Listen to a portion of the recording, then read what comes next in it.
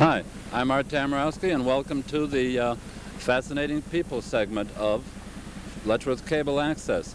Now we're here at Letchworth State Park at the Upper Falls, and it's the middle of June and a very hot day. And with me on my right is Ron Andrews, a naturalist, a geologist, an artist, and presently an artist at Perry, New York at the Champion. That's correct. Yeah. Well, we're going to have to flash this thing back and forth, Ron. I think with the sound of the falls in the background, we're going to have a little bit of audio trouble, but this is the place to show what you want to talk about today. Yes, it looks beautiful here. We've been talking about what a wonderful asset Letchworth State Park is to the area. A wonderful place to come anytime and just capture the natural beauty that exists here. You can hear a train coming. We may be able to catch a train going across the trestle for you. But we thought it would be interesting if I gave you a little bit of a scientific background about Letchworth State Park, so you'd have the opportunity to not just enjoy the beauty here, but understand just a little bit about how some of these rocks were sculptured and what some of the we're having a train going by right now. That's right. Yeah. Well, let's have a look. Why don't we flash up to the train? Yeah, it's a slow-moving diesel. That bridge, I think, is over 100 years old. Yes, it is. It used to be a wooden bridge. About 1852, they built a wooden bridge here. I think it was a young man, only 16, that designed that bridge, if I was not mistaken. And then in the 80s, I think it burned down and was then replaced later by a steel bridge that we're seeing here now. Quite a work, the original was quite a work of engineering, and was completely built from wood. It's amazing. It burned down probably 100 years ago, wasn't it? Yes, I think so. Yeah. William Pryor Letchworth had written an article for the Buffalo News about the burning, and it's quite interesting if you ever have an opportunity to read it. He said the sky was filled with sparks, and you could hear the rafters of the bridge falling down into the water and hissing and making these explosive sounds as the fire was burning, and the whole sky was lightened by the experience. I believe there was a guard that was there who was responsible for watching over the wooden bridge that had existed here, and he'd gone in for something, and when he came back, sparks from one of the old trains had caught fire, and they weren't able to extinguish it, and it burned. I believe the steel bridge was actually built in 40 days, a real marathon event. Wow. They came in and he had a huge number of crew, and they put it in. I remember the story where they said on the wooden bridge they had to have a train actually come out and test each one of the pilings, and I don't think I would like to have been the engineer that got out there and let this train put its weight on each one. Well, Ron, you're not originally from this area, are you? Well, I'm from Buffalo. I'm originally from Orchard Park, New York, then moved to Eden. I used to work for the Buffalo Museum of Science, and I would come out here frequently in the fall and give nature walks and programs for them in the park. And it just seemed natural that we should get together here and discuss some of the beauty of the park for the local residents. Yeah, I think we're going to be talking about the natural wilderness that truly existed. Yes, indeed. And also how the environments here, what they are and how they're being made by really water. The story of the park is the Genesee River, which is one of the few rivers that flow north through the area. Originally, the river came down through Belfast, Fillmore, Portageville, and then went a different route. About 10,000 years ago, when the Wisconsin Glacier came into the area, it blocked the river's natural route, and it turned and came this way. And what you're seeing here then is a very young geologic formation. It hasn't had time to erode out like the other parts of the river. If you go up to I'll let you hold this. Okay. If you want to. If you go up to Fillmore, you'll see that the valley is about 3 miles wide and forms a very gentle U shape. Down here, because it's been so recent in its formation, it's actively cutting down, but the sides or the walls of the gorge haven't had a time to erode backwards. In thousands and thousands of years, providing nothing's done to retard erosion, this will widen out several miles wide, and finally the slopes will go into kind of an equilibrium. in which the erosion is slowed down, and they'll form this very gentle U shape. The forests along... How many years from now is that going to happen? I couldn't predict it. It would be hundreds and hundreds of thousands, if not millions of years to form that. People going up 19 past Portageville through Fillmore or Belfast can see the Genesee River Valley the way it would look millions of years from now. I see. It's all flattened out with the mud. That's correct. Now, Ron, you are a naturalist, you're an artist, but how do you know all this geology? You worked at the Museum of Science in Buffalo, but where did you study all this geology information? Well, I went to Cornell University and have a degree in wildlife biology, and I studied a lot in the earth sciences and geology. I think all people should understand the earth, should understand the soil from which their food is coming from, just as a prerequisite to living here. If you destroy these things or harm the environment in which you live, it's going to turn around and harm you. I think it's interesting, China used to say that some of the philosophers in China, that the quality and the characteristics of the people living in China were determined by the water. And it sounds a little odd to us when we hear that. But when you realize the impurities that water carry and the diseases that attack people, it's not unusual that they would be oppressed. I think it was in Rome that some of the leaders there were harmed by the lead aqueducts, which allowed water to go into their city. And actually they became mentally deranged and had genetic defects no one could account for. This is a reason for us to be considering our Genesee River and its future. Some of us recently have been fighting, as you were helping. Yes. The state had proposed a dump site up a river that would be an atomic dump, and we've been fighting to preserve our area from receiving one of these. Potter County, the headwaters of the Genesee River in Pennsylvania, have also been considered by Pennsylvania to be a dump site.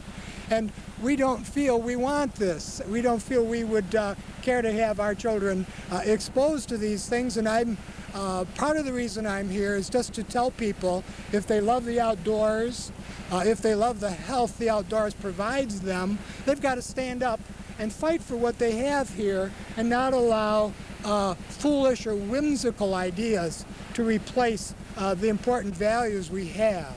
So I introduced you as a naturalist, and I like to say naturalist because you basically include all of nature in your feelings, but with this low-level nuclear dump, you've become very active and you've reorganized your geological skills, and you're talking good sense right now. You're not just talking of feelings about what you think is going to happen, you're talking about what you know is going to happen. Yes, as far as the dump is concerned, I think the state was thinking of getting it into an area with low resistance and low population, but they weren't really thinking about the geology.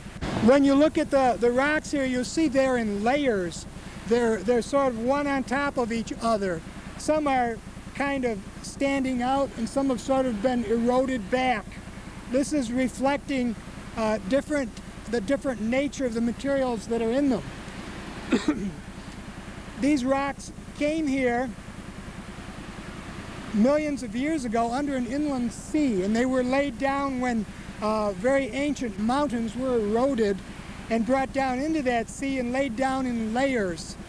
They're called sedimentary rocks, and they could be sandstone or shale or limestone, depending on the materials that were washed into the sea and cemented together. Later, these rocks were tilted so that it was kind of like a book on its side with these layers one on top of one another. They were tilted toward the south so that now they go down under Pennsylvania. And a glacier came along and bulldozed off the tops, exposing them in long bands which run east and west across western New York. When we were discussing the state's choice of a dump site on this particular strata, all of these rocks actually are plunging under Pennsylvania.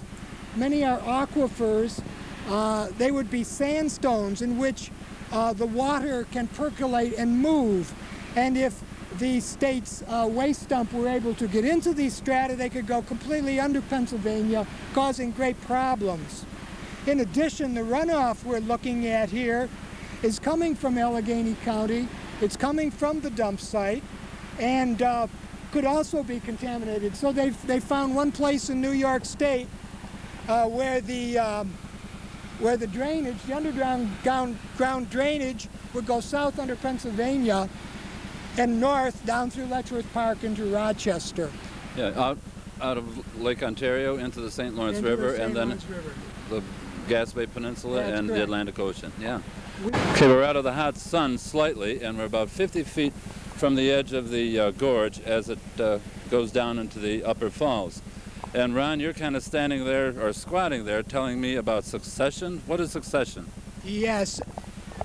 Plant communities move toward a climax forest. If things didn't disturb the land and set plants back, most of our area would be a very large climax forest. In fact, when the pioneers first came to western New York, almost all of the land was occupied with very heavy, large trees. Since that time, they've been cut down, and succession has been set backwards. Actually, where we're standing, the park is mowing, and you can see a grassy area here where the mowers have cut down the grass, and they keep succession from advancing. Actually, the gorge is doing this also. As erosion is occurring here, it's kind of accelerated from other places because it's such a steep gorge that the earth is very easily disturbed here. Trees try to grow, they get their roots down into the soil, and then the soil is loosened, goes into the gorge, and the trees tumble. And this is setting back succession. We came here so you could sort of see what's going on. If you've had a garden, I think you realize that the weeds are kind of hard to stop. And the grasses, they like to grow, and you can fight them if you want, but you have a real war. And that's exactly what's going on here.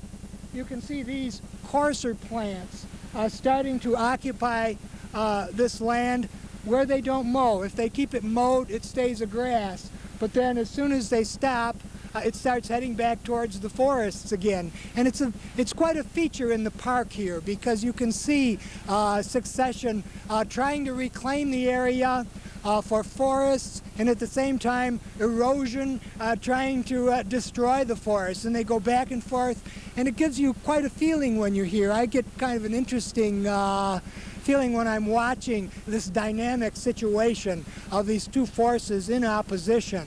But Ron, I've got a question. I've listened to what you've been saying. Yes. But now the state has gone on and built walls to avoid this type of thing from happening.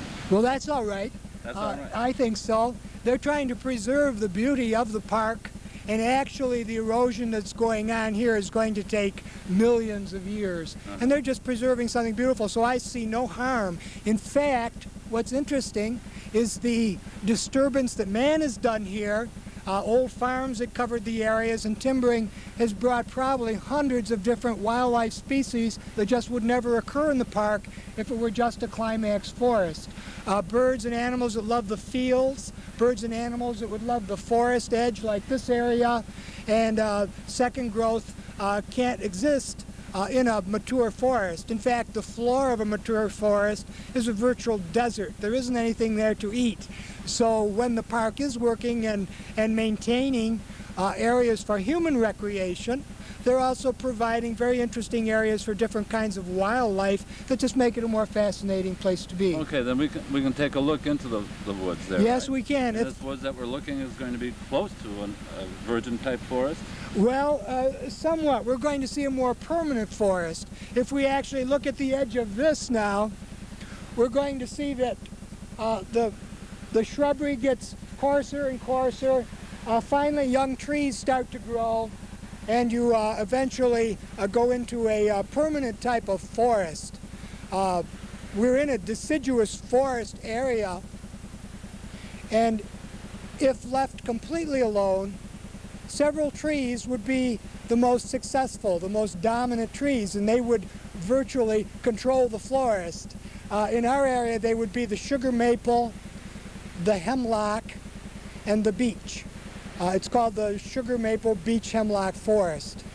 You go down just a little more south and it's just the sugar maple beech forest. The hemlock becomes a competitor as the growth season shortens. As the growing season goes beneath 150 days, then the hemlock is a stronger competitor. When we're in the woods here, we can be looking at a hemlock tree, and you can see some of the reasons why. Well, let's take a look then, okay, Ron? Okay. Yeah. We'll point that. Yeah. Take a look at all this weed growth down here. Yeah. We've got the skunk cabbage. Could you explain the skunk cabbage? That's an arum growing here. Here's an elderberry coming up. And this is called jewel weed.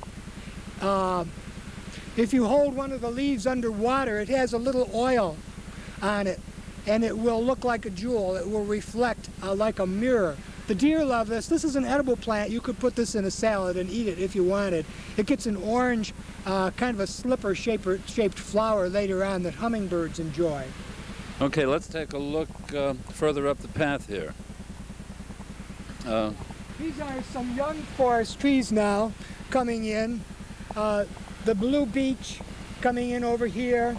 This is a young sugar maple, and he's actually fighting for dominance with this blue beech. The blue beech is going to lose because the sugar maple is a stronger, taller tree, and as it grows and matures, succession will go to the sugar maple, and it's going to be fulfilling its destiny as climax forest participant.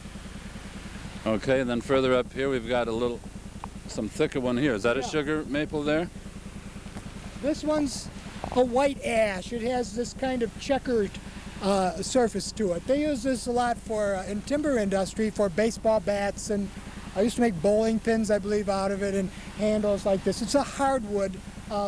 Also has a seed which is eaten by turkeys and squirrels and other varieties of wildlife. Okay, now that vine over there, is that going to be killing or surviving, or what's it doing in this woods? Well, that's a grape, a wild grape, and you can see that it needs the light of the open area. So it's surviving here because there is an open area on that side, and it's finding life by clinging to the edge of this forest and growing there. It's providing food also, and as a woody vine, it's an interesting participant. The cardinal, which nests here, I believe has to have wild grape bark in its nest to build its nest. It's built right in there, so we can have cardinals nesting here now. Ron keeps taking me to the weirdest places, and now he's got me down here in an erosion ditch, roots and everything else. Thanks for the plant identification information, Ron, but now what are we looking at here? We're going to be looking at the base of the sugar maple. I had said that there's a lot of erosion going on here because this area is so unsettled because of the cutting of that gorge. I think it's kind of fascinating to come to Letchworth and see what lies under the ground when you're standing at your home or in some pasture somewhere. You just can only imagine what might be down there several hundred feet. When you come to Letchworth or the Niagara Gorge in western New York, you can see the rock strata that's really underneath your feet. You can also look here and see the root structures of some of the trees. Actually, this erosion is starting to reveal the roots of the sugar maple. It's a very healthy tree, but it's going to very soon be eroded away and fall. And this is why I was saying that in the Letchworth area, particularly close to the gorge, succession is continually being set back. Here in this area we can see roots being eroded away, and this is just a temporary wash. In the spring, when the waters are abundant, when spring rains and the runoff from the snow comes, this becomes quite a strong stream and cuts down through here to reveal these roots, and eventually it's these little fingers of erosion coming out of the gorge that will turn this into a very wide valley. Now, do you think the State Department would be controlling this, or do they allow this to happen naturally? No, they're controlling it. In fact, just above us, they've put in a little sluice under the path, and they're trying to prevent it from eroding. They're interested in maintaining the natural beauties that are here, and they're not particularly interested in obeying natural processes that will be harmful to the public or to the beauty that's here. Things are going to go on here, and they're just sort of caretakers or managers for a little while. And eventually, their best efforts will fail as far as nature is concerned anyway. Nature always wins. I see. You're resting your right hand next to a very pretty leaf there. What is that? This is a trillium, the white trillium, and it has a seed head here which is ready to express its seeds. A very interesting feature of the deciduous forests is that early in the spring, before the leaves come out on the deciduous trees and there's abundant light reaching the forest floor, there's a profusion of flowering plants that grow here.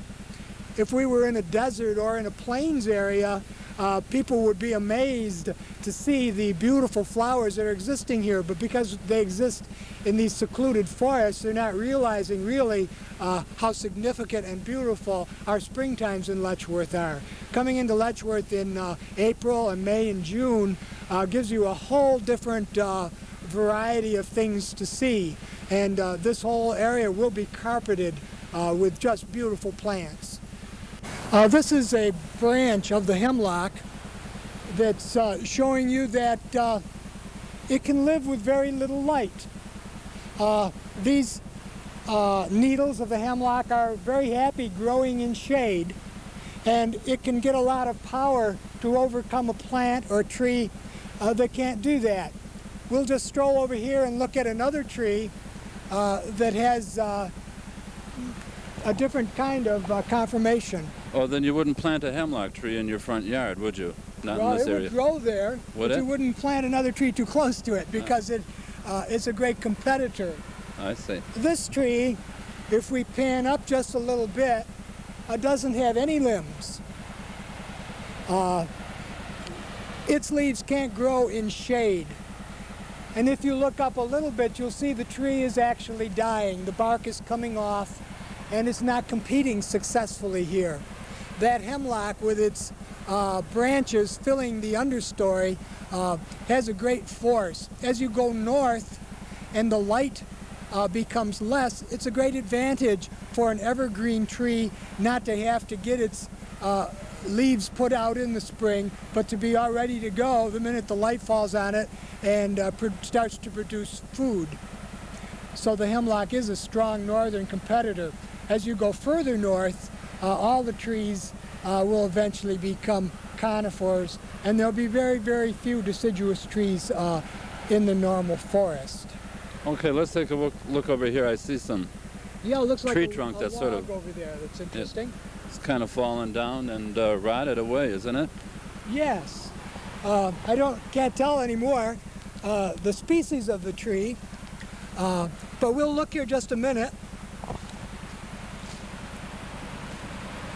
The tree's been dead for quite a while, and you can see that it's starting to turn back to soil. Actually, dead plant material that covers the forest floor is very helpful. When rain falls, the intensity of the rain, which would cause erosion, can't occur. It hits the leaves, and it's the soil underneath is sheltered. Also, the temperature of the soil under the leaves is kept at just the optimum temperature for soil microorganisms to be operating. Various fungi and bacteria and small insects work here, creating a beautiful forest soil that maintains these beautiful woodlands. So this is the same thing as mulch, what we put around our base garden. Exactly. Yeah. You can also see little mosses growing here. Their roots will be operating to come into the tree and destroy it. Some of these things also couple with erosion on rocks. to produce weathering. The soils, some of the soil is made from organic materials such as these leaves. Some of the soil is made from particles of rock that streams and water have ground down. While we often think that erosion is harmful and we try to prevent it, actually the work that it's doing is making a very thin layer of soil over all of our country from which we derive our food. And this is constantly moving down toward the sea and has to be renewed. So actually the soil is quite a miraculous agent for growth. So we're talking topsoil, right? This is nature's compost pile. Compost pile right here in this old tree. Quite often you'll find seeds will fall onto these old logs and grow in there, and you'll find a line of trees very frequently growing there. Also in this area, as the soil is eroded away, when you think of the volume of soil that would have been in Letchworth Gorge, it's just billions and billions and billions of tons of weight that once existed there. When this erodes away and is taken away, it releases a great force upon the rocks below. And actually they sort of spring up or jump a little bit after this force pushing down is released. Physics says when you push a force down, there's an equal force pushing up. That results in cracks going down into the rocks under the soil, which are called joints. Some of these go very deeply. When you get to the edge of the gorge, you can see cracks down through the rock. Many of the trees we're looking at here find those opportune places to place their roots. In fact, very often there will be a crack running in one direction and a crack running in another direction, and the tree will be at the intersection of these cracks in the rock. Kind of fascinating. The tree is growing there, and then what's the purpose of it in terms of nature? You got to repeat that to me. Okay. There's bedrock under many of these areas which won't support growth. It's just solid, hard rock. When a crack exists in that rock, then water gets down there, it freezes and it breaks, and little roots get in there and they start working. And within those cracks are seams of soil and humus that are very good for growing. So if a seed falls on that crack, it's going to have a better chance of growing than its neighbor, which is just growing over the uncracked bedrock. And actually, where two of those cracks intersect, you've even got a better little pot under the seed for its roots to grow. Oh, I see. So that's the way it's operating. They're actually growing within the joints. Okay. I spot a tree stump over there. Yeah, Do you have anything? Yeah, that's the stump that was existed under this tree we're sitting at here originally, and you can see by the top of the stump that it's rather level and it's been actually cut. So this indicates that this tree didn't die naturally, but actually it was cut down. It might have been a diseased elm tree, a part of the forest that existed here before the Dutch elm disease came, and the park realized it was dangerous and could hurt people using the trail and simply hurried its process to the ground a little bit and cut it down. But the good thing to do is to leave the log just lie here and be reclaimed by the earth and the topsoil and eventually wash down the Genesee River, and the tree in the forest renews itself, making new topsoil and out of its mulch. Yeah, it's just a beautiful plan, isn't it? It's part of the whole thing. In fact, I don't know if we can reach it. I saw some evidence over here of a hawk that had died. Perhaps we can go over and just show you where it is. Okay. It's right over in this direction here, isn't it? Yeah. I don't know if Jerry can get a shot on that. Maybe he ought to bring... I'll just lift up the feathers. Looks like a sharp-shinned hawk died here. But when we're speaking of that tree going back into the soil and the plants growing and the insects eating and everything, there's a pyramid of life. The predator, the hawk, is at the top of the pyramid just like we are. And we all owe our existence to the processes we're seeing here, the changes we're seeing here.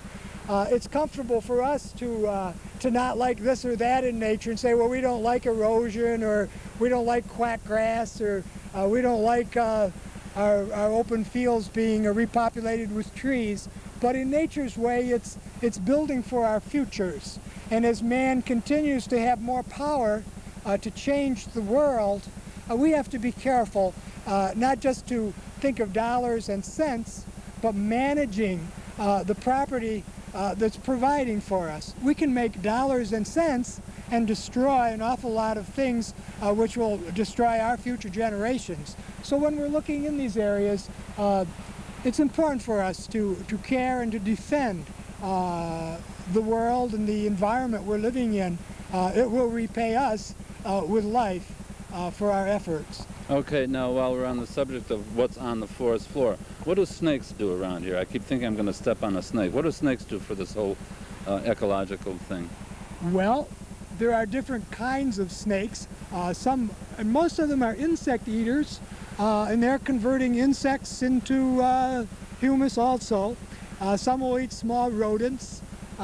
There's a need for predation in the woods. If mice, for instance, are unchecked, we might be wading around in mice, and they might be gnawing the bark off the bottom of these trees. The trees may be dying, and the hillsides may be eroding. I'm getting a little exaggerated in what I'm saying, but what I'm saying is nature is providing, through predation, a way of controlling abundance of things which in normal populations are very beneficial, but yet something has to check them when they're no longer normal. There is a normal, there is a balance in nature, and if that balance is destroyed, then we will eventually suffer. So predation and death, in effect, passes on energy to all the forms of life that exist here. Okay, so we're in a state park, and thank God they've got trash barrels around, but if people are walking around here,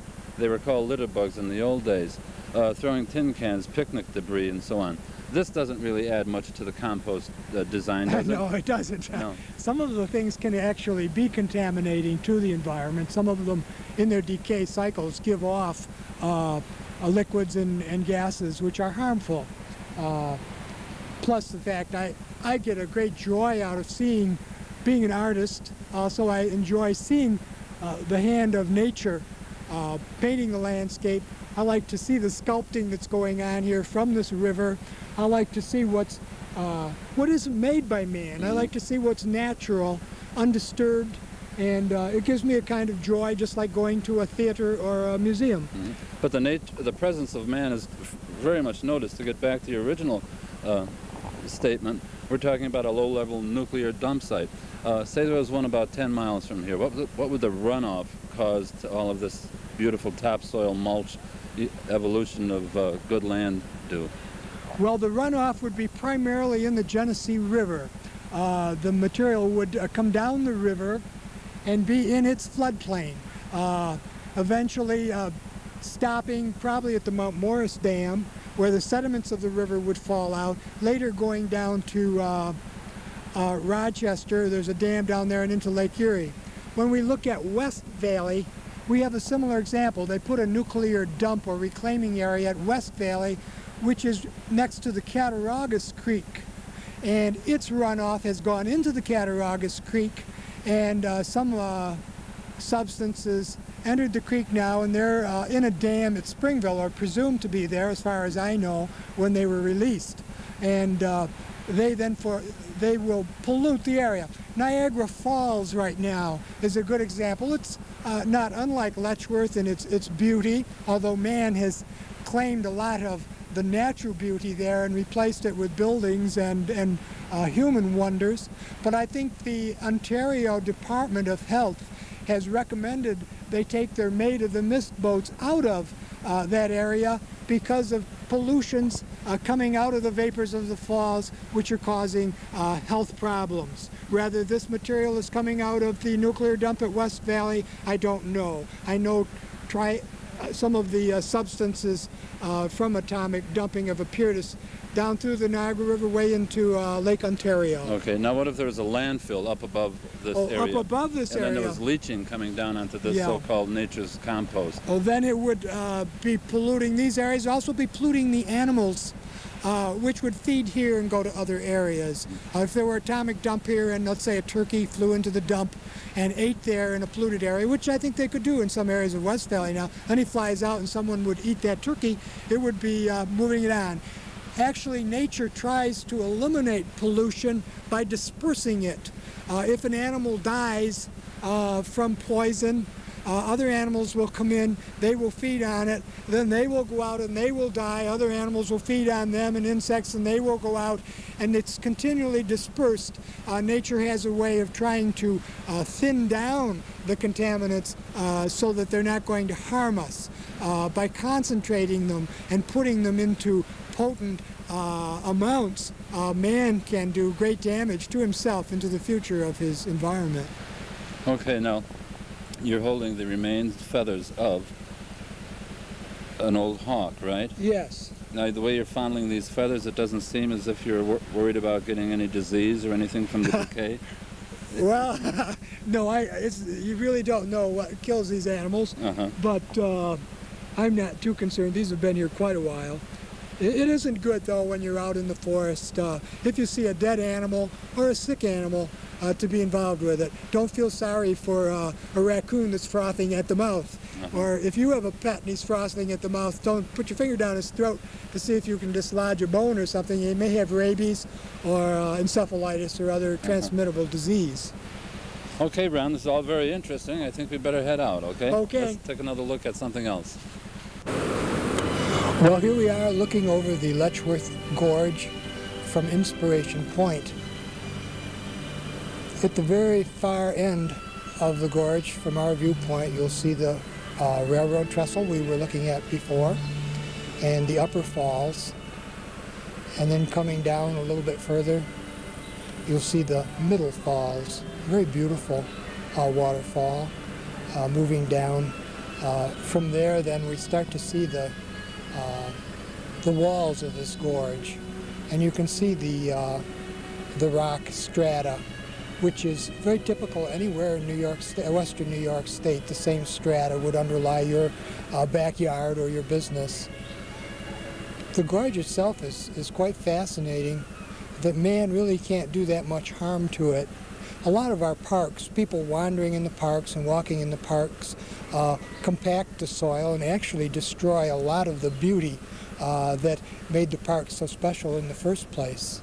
Letchworth, centering around a wild gorge like this with erosion going on as rapidly as it's going on here, isn't as vulnerable to the people. The people can come here and enjoy the park and not harm the park, although visitors in the park should be careful not to pick flowers or wander off the trails. Actually, when you wander off the trails, you step on the roots, and as you step on the roots, you'll break the bark off, and insects and diseases can enter the tree that way and destroy them. As you come down the center of the Genesee River here, in the center of our vista, there are two real white bands, or little falls you'll see, and these are real deep cracks which are running through the rock. These are the joint patterns I was speaking of earlier when we were in the forest, and I was mentioning the trees' roots would find their way into these cracks and be able to reach further down into the soil. To the right of these, in the foreground, there's some more rock exposed, a very light rock, and on that you will see little crisscross cracks running across the river and up and down, and all of these are joint patterns that have been produced when the soil and the great weight was removed from the area. Now, weathering can start into these areas. Water will flow in them in the winter and freeze, and when the ice freezes, it expands, and this breaks them apart, and then trees, roots, and grasses will get into these cracks and move them around. Also, they'll produce some acids that will get in there and chemically weather them. All these things are turning this bedrock into soil, which provides for our welfares, and this certainly is a wonderful example. If we look over to the upper left in the rock strata, near the upper part of the rock wall, you'll see some caves, little indentations in the rock wall. Something perhaps a crack is there that's weathered out, or else some imperfection in the material that was there. But anyway, there are small caves. The turkey vultures, which I think most people in the area have noticed in greater and greater numbers each year, have been using these caves for nesting sites. And in some parts of the park, if you bring binoculars or a telescope and set them on these large walls, you'll see the large birds sitting on these little rocky projections with their wings outstretched, resting.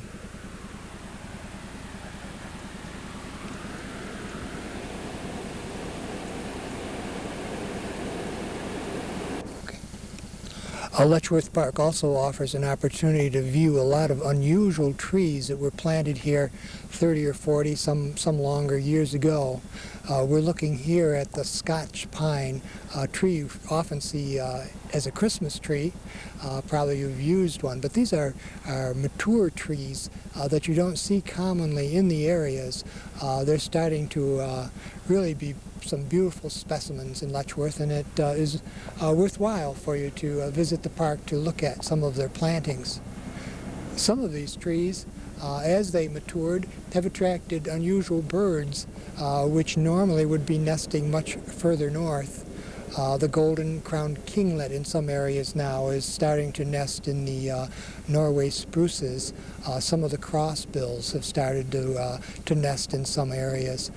Some of these nice conifer plantations which have been put in are offering something different for our area and are interesting to look at. We're going to be driving along now from Inspiration Point north. As we go along, the cameraman's going to be looking at some of these forestry plantings. Norway spruce are just going by. Coming up will be some of the white pine plantings that were made here. A very beautiful native tree in this instance. Again, some more Norway spruce, and I guess this is mixed evergreens in here.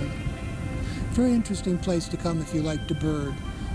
Getting this mixing of different kinds of trees, it's very helpful to see a big variety of birds that like different habitats. So a fascinating place. Always can discover something unusual in these areas that you may not see anywhere else.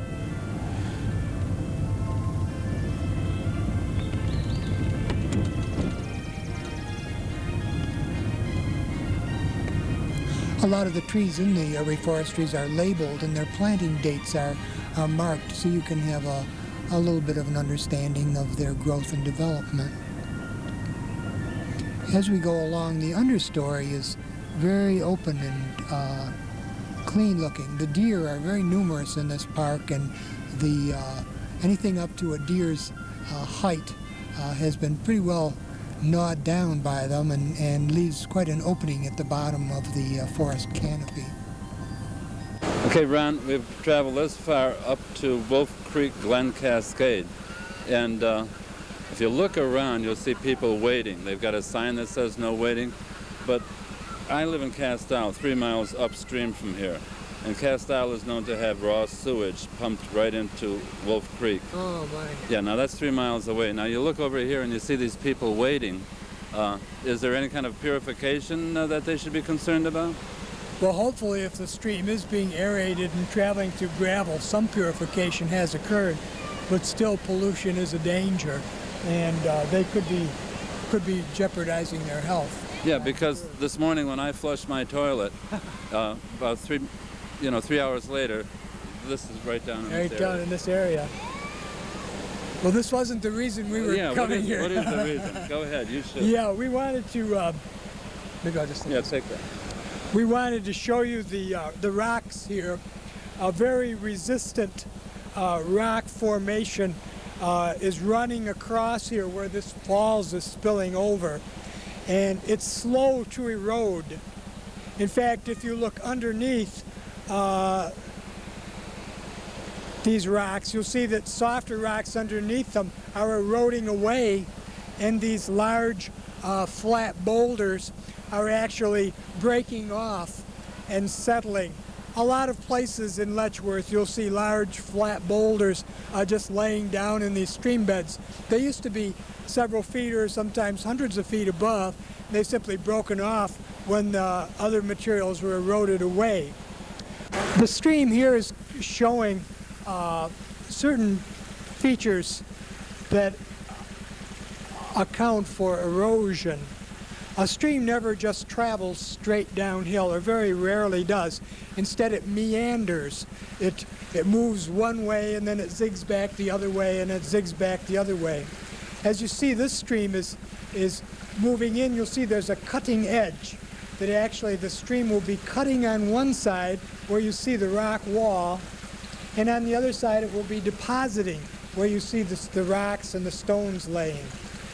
As during the spring and periods of high water volume, it picks up particles of sand and quartz, very hard materials, just like sandblasting, and those things are pushed into that wall and cut. And in fact, as that water makes the cutting arc into the wall, it also spirals in a kind of a centrifugal force. And this is just quite a bit like the teeth of a saw. If you were to look at the plan of a stream over several hundred yards, and you were to look at all these meanders, they're almost like looking down on a cross-cut saw with all of its little things, each one busily gnawing at the hillside as it removes even the solidest rock.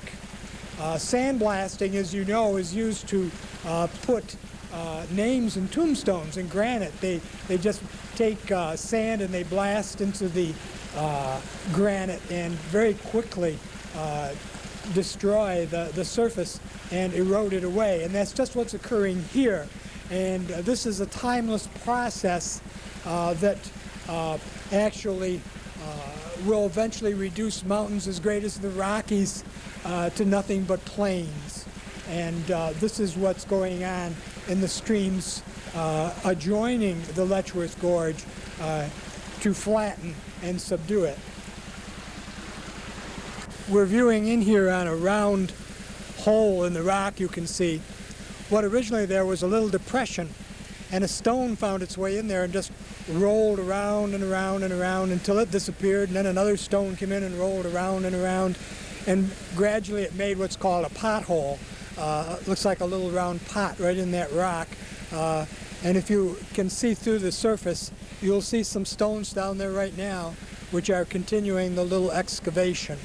We're at the overlook at Tea Table Rock, one of the most magnificent vistas in the park. And as the cameraman goes across these forests that are working so hard to be here, it's kind of exciting to think of just how fantastic a thing is the energy that provides for life on Earth, coming from the sun 83 million miles away.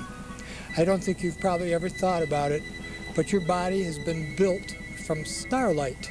Quite an unusual thing to think about, quite a thing when you're looking out over this vista, to think that the sunlight that's falling on these trees travels millions and millions of miles through cold, dark space in the minus degrees, but yet is able to arrive at the surface of our planet, enter the leaves on these trees, and produce energy, transfer its energy into an eatable form. All the energy that we eat comes from the sun, 83 million miles away. And when you hold your hand out and you interrupt that flow of light, you're stopping an 83 million mile journey. Quite fantastic. When we consider the world we're living in and the miraculousness of this source, again, it is important for us to consider conservation, to consider our environment, to be aware of just what a miracle exists around us that life is. Below us, down in the water, we can see rafters using the park for recreation, providing Western New York with a freedom from the problems, at least generally from the problems of cities and traffic and pollution and close quarters. It's a place where young people can come and relax and get rid of their tensions. It really hurts me to think that this country could think of polluting a wonderland like this and creating problems for young people who want to get away from problems needlessly. Polluting this river is so foolish and so unimaginative for people who are taking the responsibilities of our country. I think, Ron, before we close the show, first of all, I want to thank you for this whole, historical thing about the rocks, the water. It's been a pleasure. I've enjoyed it. Yeah, there's a lot of information that I was totally unaware of, and I just live, like I said, 3 miles up the road. We certainly could do a special on this every month, every Saturday afternoon. Every season, I think the park changes too, yes. So that there's something new here all the time to see. Really exciting area, and wonderful to be living close to. Yeah, and your information of being a naturalist, a geologist, and an artist is, totally gives you the right to appreciate this Well, land. thank you. I think I am those things because these things are here to study, and I've taken advantage of it. I think it's really an attraction of the environment that brings people to want to paint it or to want to study it or to want to learn about it, and it's a kind of a reciprocal. Okay. Yes. Well, thanks an awful lot for coming by this I've afternoon. enjoyed it, and I've enjoyed it was quite a hike, and you got me sweating up a big storm. Yeah, me too. It's a hot day here. Okay. Yeah. Well, thanks again, and this is Art Tamrowski signing off for Letchworth Cable Access.